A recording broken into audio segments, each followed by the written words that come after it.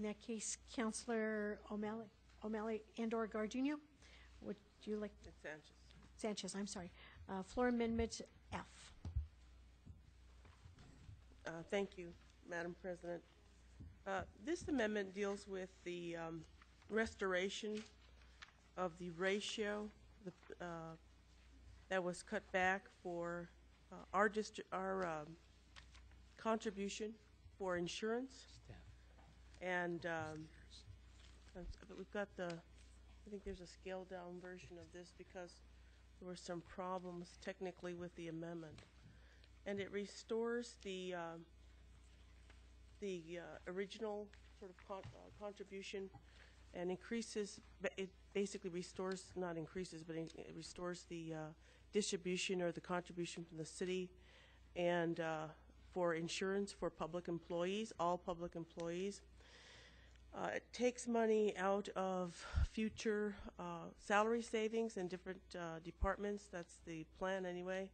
One of the things that I'm very concerned with is the fact that when we've done some analysis that employees really have less spending power than they did in 2009.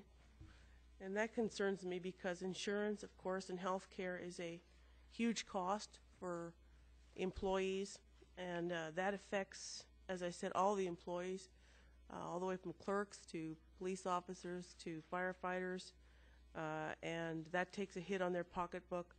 Insurance, of course, has gone up, and the copay has increased. And it makes it really hard for working families to pay for health care. And I think if this is a relatively small thing in terms of the amount overall. I think it comes to about $1.2 million. But I was trying to think of something that could help out the employees because, of course, they have had their pay cut. I know there's some, in the original budget, there's a restoration of about 1% of pay cut to go back to employees just over that are under $50,000, which I think is a step in the right direction. But I think we could go further, and it hits where it hurts, you know, in terms of families and their costs for health care. And so that's what this amendment is about. And of course, the language got shortened because there were problems with some of the amounts. So, Councillor, I guess Sanchez has probably something to say about that. Councillor Sanchez. Thank you, Madam President. And Councillor O'Malley, I want to thank you for bringing this bill forward. I think it helps our employees who 2 years ago went from 83% of their health care benefits being paid to 80% at the cost of $1 million to those employees. That was a huge undertaking and sacrifice for our employees. But that's not all they've sacrificed. Police and fire, we had a contract agreement with police and fire that provided raises in FY11 of $9.8 million. And then there was a wage decrease for our employees of 2.2%, and that came out to $7.5 million annually. That is $18.5 million in lost wages to our employees of the city of Albuquerque, and over a 2-year period that comes out to $36 million. I think this is a small way of giving back to our employees and saying thank you. And with healthcare costs continuing to rise at the rate they're rising, you know, I think it's beneficial, and now I think there's going to be a 6% increase in this budget for healthcare costs. So that would be also more expensive to the employees and also to the city of Albuquerque. But I would just like to see that issue, you know, basically resolved, and that we pay 83% of the healthcare costs for our employees, and the employees would pay 17%. Again, the employees have made some tremendous sacrifices, and I think we need to value our employees here at the city of Albuquerque because they truly are the foundation of how city government operates and works. And I just think we need to give something back, and I think this is one way we can restore part of their loss is by giving, you know, the 83% back in benefits on health care insurance. Thank you. Councillor Benton. I do support this amendment, and you know, I think we need to look at and acknowledge that all of our employees across the board are doing a lot more with less, and I really want to commend them all. You know, whether it's rank and file workers middle managers or upper management of the city. We've been under hiring freezes really going back to '08, I believe, is when we started with most of the hiring freezes, and many positions that have been eliminated, of course, during hard times.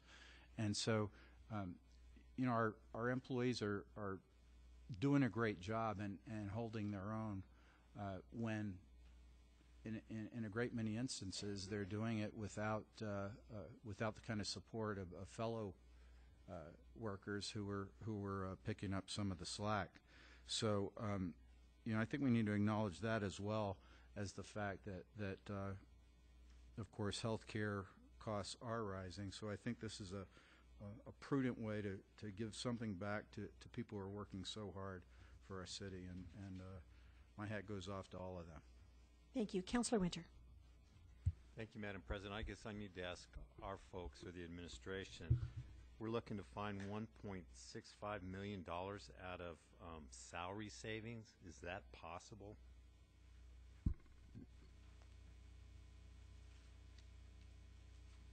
Mr. Chairman, Madam President, Councilor Winter,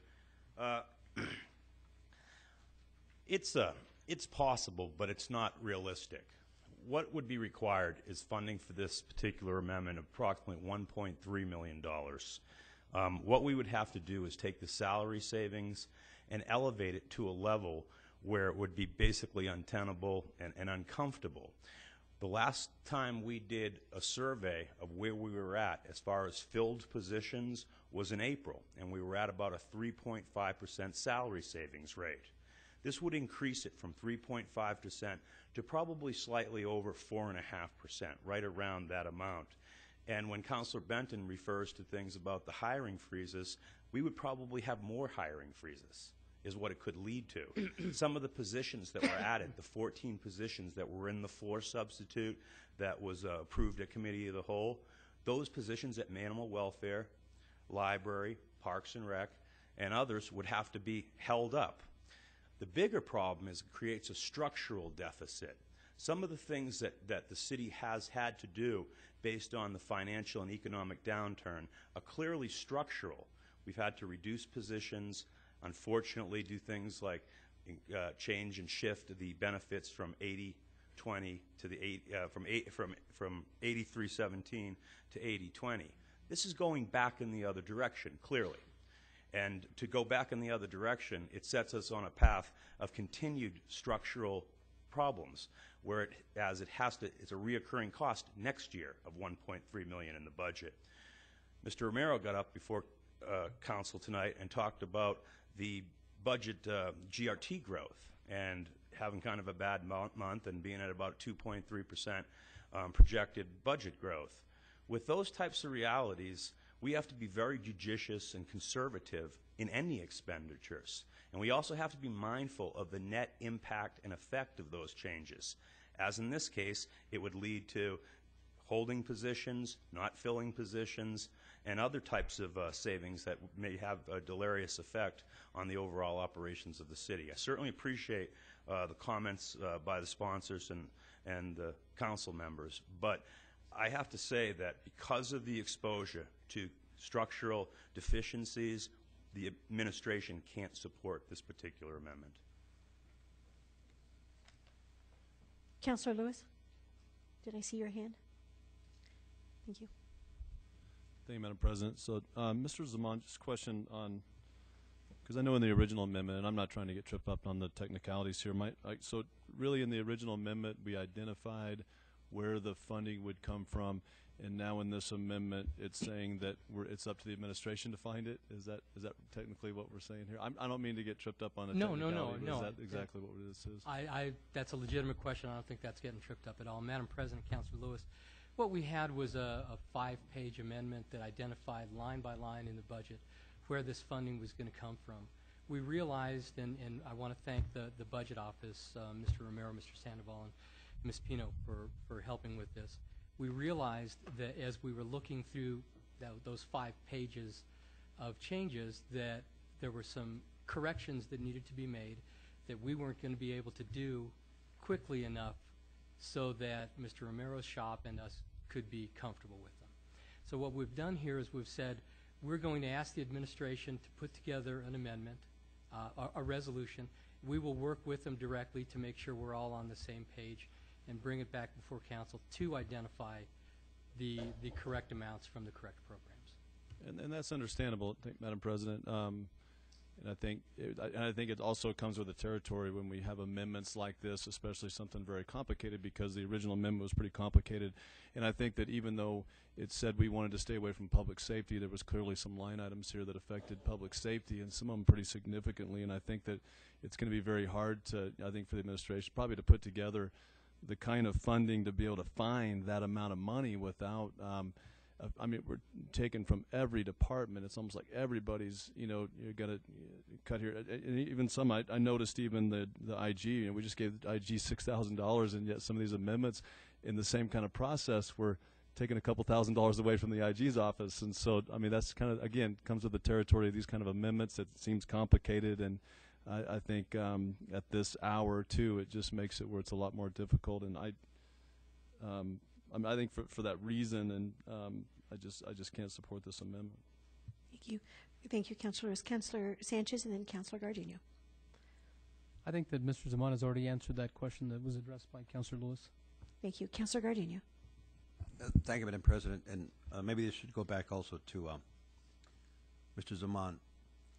Was this rounded up? Madam President, Councilor Gardino, absolutely.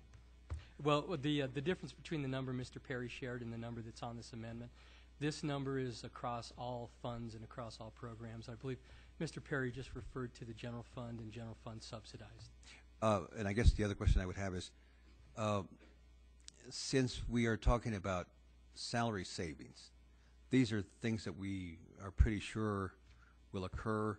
You had a list of things that you think might occur, but are willing to forego that litany of things to then hash out with the administration where the savings are? Well, Madam President, Councilor Gardino, the way a salary savings calculation works is it acknowledges the fact that there are always going to be vacancies, there's going to be turnover, and that for a certain period of time in any given year, a position that's fully funded is going to be vacant for a period of time.